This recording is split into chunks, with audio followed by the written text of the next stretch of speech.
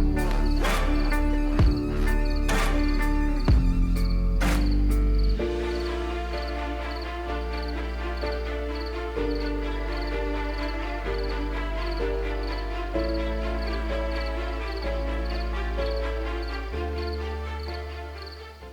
All right, I'm Beau Bryan, Golf Digest Best Young Teacher, and today we're going to do the challenge of teaching my wife. I'm going to get you inside the mind of a lesson. Her background is, did not play golf growing up. She played a bunch of other sports throughout high school, and you picked it up, what, your senior year? Sophomore year. Sophomore year, and then played throughout high school, and then played at a community college for 2 years. And she is, this is the second time you've touched a club in, a year?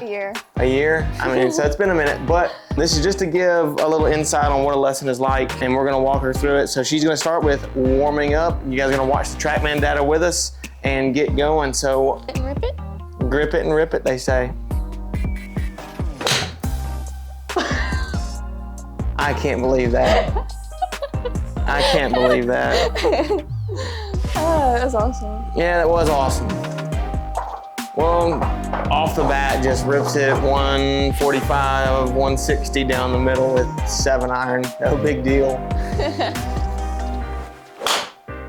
Well, what do you want to see get improved? My backswing. What about it? Which, I mean, for you guys that don't know, we've already kind of touched on this. This was the first time she touched the club. She really struggled with shanks, tops, and just general contact on the face. So, and we'll get into why, but she kind of already understands that she wants the backswing.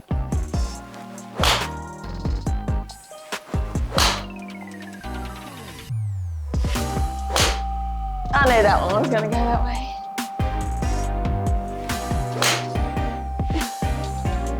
Sweet. All right, so she's hitting the ball pretty sporty right now. We're gonna look through our TrackMan numbers and see what we've got going on. Her club path, for those of you that do not know, club path is simply the direction of the club. I'll give you a little 3D model right here. It's the direction in which the club is traveling at impact. So there's our target line. It's moving slightly left. 1.4 is actually really, really good.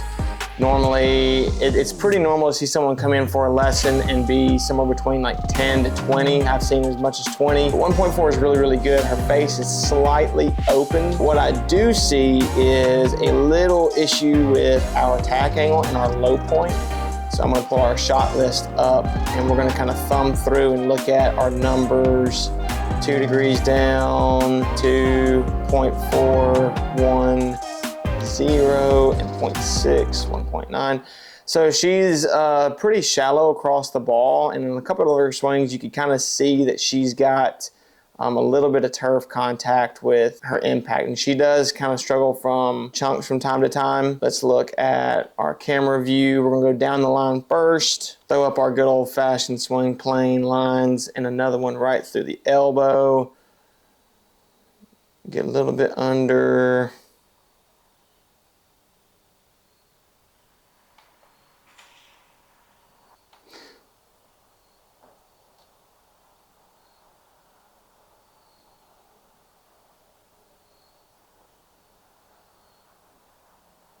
Ooh, my hands. Here's kind of what I'm thinking. So looking through her numbers, I mean, she's hitting it pretty good right now. And so as an instructor, you've always got to like read the room a little bit. Like if someone comes in hitting it really good, we don't want to blow it up unless it's just something that we think is going to be dire down the road. Obviously, she's my wife. We're going to fix her up good. I really don't love this attack angle being pretty shallow. It's going to kill her ball speed. And on the mat, we can get away with it, but off the turf, it's going to show itself a little bit more evident. We would love to see this number be between like a 3. We just don't want 0 with an iron. It's good for driver. Irons, not so grand. Wedges, not so grand. So here's kind of what I'm believing is going to be the case of why. She's going to start this swing with really, really wide wrist, and this club working its way inside. What I mean by inside, I'm referring to is this direction versus up the swing plane. So the club's going to go really low and underneath, and she's got really wide wide wrist. We ideally would love to see that club set a lot sooner. Because she gets so underneath and in to start, where she wants to get down to that golf ball, and we don't love that for a couple of reasons, because there's usually going to be a turf contact issue, because you're going to have to work yourself away in some way to not hit the turf. And so right here, she looks a little scrunched at impact. So what we want changed, or what I want changed, is I want her to not dip that head down as much and to hinge this club a little bit sooner to get us this steeper attack angle.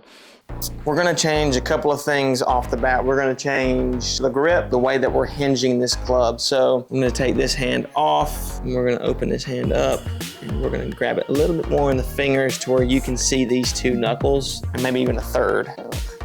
Yep, it's gonna feel gross, but that's all right. You're a big girl, you can handle it. So now is gonna be, we're gonna change this takeaway. And what we're used to right now is this. This club's gonna work its way in, and we're gonna have really, really wide wrists. And if you'll notice, this tee is pointing up and then also out to the right. So what we're gonna change is we're gonna want this actually to do a little bit of the opposite, where this is going to hinge towards her kneecap, is the visual I'm gonna give her. She's gonna go here, hinge this up as she turns. And the goal for her is to pick the club up towards her and not necessarily get it behind her rib cage, because the more that she traps this behind this rib right here, the more she's going to dive down to that golf ball in the backswing, which and then gives us a little bit of a harder time. So the goal is to hinge this sooner down to that left leg as it travels higher. That's gonna be her goal. Right here, we're gonna do it again. Down that left leg, higher, bingo. Now for you, what do you feel with that? It's not so much this that feels weird. It's Picking it up? this. Yeah. Because I like to go. You like to get it deep. Yeah. And then we would consider that pretty deep across the chest versus hinging it and it feeling like it's traveling a little bit up a wall. So it needs to stop right here? What do you mean? Like, Hinge it. stop? Yeah, where you're comfortable. Yeah, where you're comfortable. All right. I kind of feel like I'm leaning more. That's just me doing that though. Okay. All right.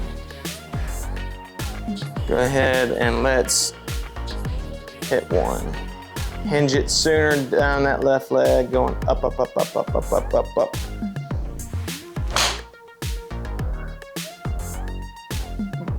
Wow.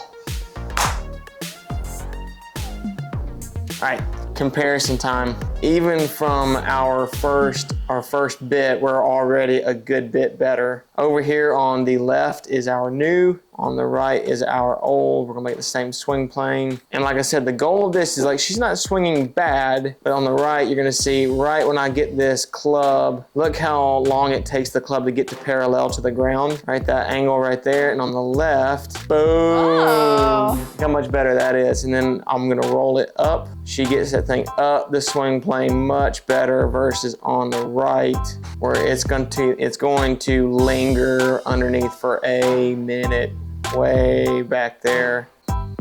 That was awesome. That felt good. That was fantastic.